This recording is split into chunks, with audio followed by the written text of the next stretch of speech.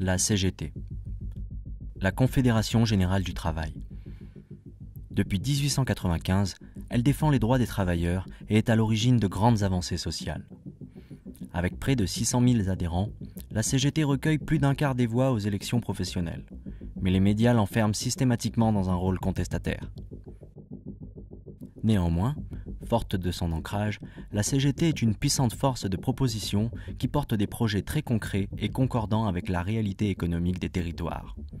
Ces projets, dans le public comme dans le privé, s'appuient sur l'expertise et le savoir-faire des salariés, qu'ils soient cadres, ingénieurs, techniciens, employés ou ouvriers. Ils sont sur le terrain et vivent au quotidien dans l'entreprise. Ils en dénoncent les contraintes et les contradictions, mais sont surtout bien placés pour réfléchir à leur avenir et faire des propositions afin de briser la spirale de la récession industrielle. Sur un territoire qui s'étend sur 3 régions, Limousin, Midi-Pyrénées et Auvergne, et au moins 5 départements, se dessine un vaste bassin industriel appelé Mécanique Vallée. Ce bassin, où se concentrent de nombreuses entreprises de la métallurgie, souffre de la politique de la désindustrialisation qui conduit à la désertification. Mais sur la Mécanique Vallée, une démarche alternative est illustrée par 2 propositions concrètes construites par les syndicats CGT de la métallurgie, de l'énergie et des cheminots. Les draisines SNCF et la station de pompage de Redonat. Une draisine est une voiture motorisée utilisée par les agents des chemins de fer pour la maintenance et l'entretien des voies. Depuis plus de 60 ans, ces engins sont fabriqués et maintenus en état dans une seule usine en France, les ateliers SNCF de Brive-la-Gaillarde. Ces ateliers bénéficient du savoir-faire unique de ses salariés. Mais les volontés des directions ne vont plus dans ce sens, et depuis plusieurs dizaines d'années, l'atelier sous-traite peu à peu les tâches qui lui étaient dévolues. Néanmoins, aujourd'hui, le parc doit être renouvelé. 80 nouvelles draisines sont commandées et 127 seront nécessaires à terme. Il faut donc les fabriquer.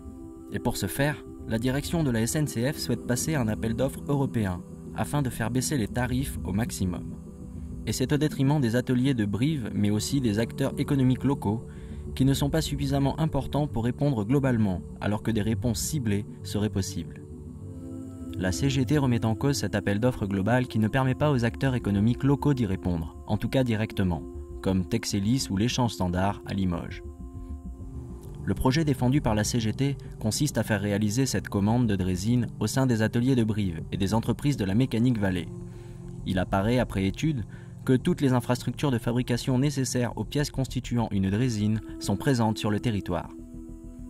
Ce choix de réinternaliser les travaux réalisables par l'atelier et en sous-traiter les pièces particulières auprès des entreprises locales permettrait une redynamisation du territoire en créant et en sauvegardant des emplois. De plus, la proximité des lieux de production et d'assemblage réduit les coûts de transport et les effets de la pollution. Ce projet s'inscrit donc dans une démarche de développement durable.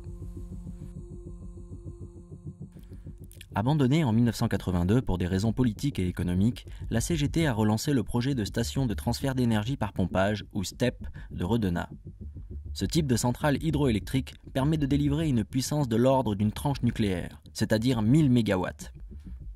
Pendant les heures de forte consommation électrique, l'eau d'un réservoir supérieur est turbinée vers un réservoir inférieur, produisant ainsi de l'énergie. Cette eau est ensuite pompée et stockée dans le réservoir supérieur lors des périodes de faible consommation.